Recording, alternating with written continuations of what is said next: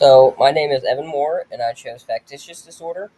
Factitious disorder is a disorder in which an individual acts as if they have either a psychological or physical impairment. They do that for attention, but in reality, they create those symptoms and injuries themselves. The history behind factitious disorder, it originated in the 20th century, but its origins and introductions then were uncertain. Um, it was based off of a need for a diagnosis between hysteria and malingering. Hysteria is a mental health condition marked by unstable emotions, a distorted self image, or overwhelming desire to be noticed. And then malingering is pretending to have an illness in order to get a benefit. So typically, it's kind of like a mix between the two of those things, or it's just like right in between them, um, where they're just acting sick or hurt so that they can be noticed more or so that they can get a better benefit out of it. Richard Asher, a British endocrinologist and hematologist, stumbled onto this disorder into 1951. He described case reports of patients that were going to a lot of different hospitals, and they would come up with fake symptoms, and they would also come up with a lot of fake background history that they actually did not have. Uh, so then that was a good way of knowing that they were not actually sick or hurt. They were just going different places for attention. Types of factitious disorder. So when it's imposed on self, um, this is when the person will copy the physical or psychological behaviors of the person who would be sick. Um, they also very commonly act confused or say that they have like hallucinations or voices in their head. Uh, Whenever it's imposed on another, typically the person is like a caretaker of either their child, spouse, or like maybe a parent that is elderly and needs taken care of now, or maybe they're just a caretaker at like a hospital or something like that, and then they take it upon themselves to do the injuring to the other people, and they do that solely for the attention of it. Um, have there been changes in the DSM? So, factitious disorder was first explained by Richard Asher. Before then, it was uh, not really completely understood. Factitious disorder was initially recognized as a formal diagnostic category in 1980 in the DSM-3, and then it was later classified into three major subtypes in DSM-4 4TR. And then further changes to the criteria for factions disorder were made in DSM 5 as follows. The disorder is now classified under somatic symptoms and related disorders. Description of the disorder has changed from motivation to assume a sick role to deceptive behavior is evident in the absence of external incentives. And the disorder is now subclassified as factitious disorder imposed on self and factitious disorder imposed on another. Symptoms. Patients diagnosed with factitious disorder may have the following symptoms.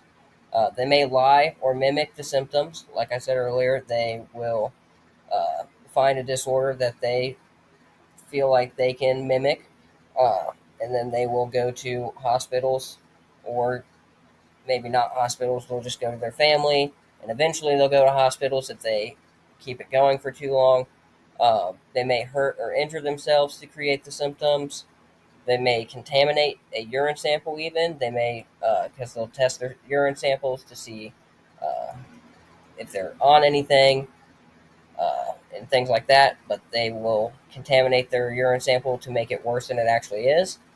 They may hinder the healing process of an injury. So, say they have like a cut or something, they will not bandage it correctly. They'll touch it a lot. They'll irritate it. Say they have a broken finger or broken foot or something like that.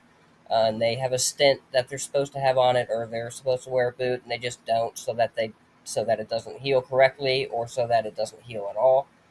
And they will also even be willing to undergo risky or painful tests, because if they keep it going on, they're eventually the doctors are going to want to test to get answers, and they will say yes to those tests just so that they can get the attention and so that they can try and keep the process going longer.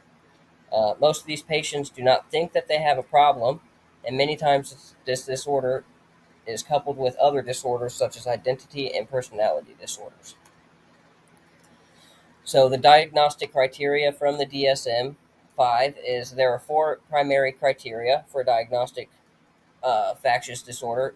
These are, or diagnosing factious disorder, sorry. These are intentional induction or falsification of physical or psychological signs of symptoms.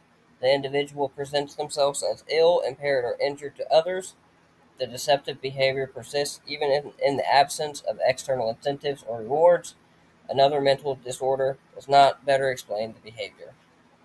So, factious disorder may be diagnosed as either a single episode or as recurrent episodes. And continued, it is very hard to diagnose this disorder because the patient is already being deceitful and lying about their symptoms, so it's going to be hard for them to get a straight answer out of them. These are some of the ways that they can diagnose it. The person's medical history most likely won't make sense.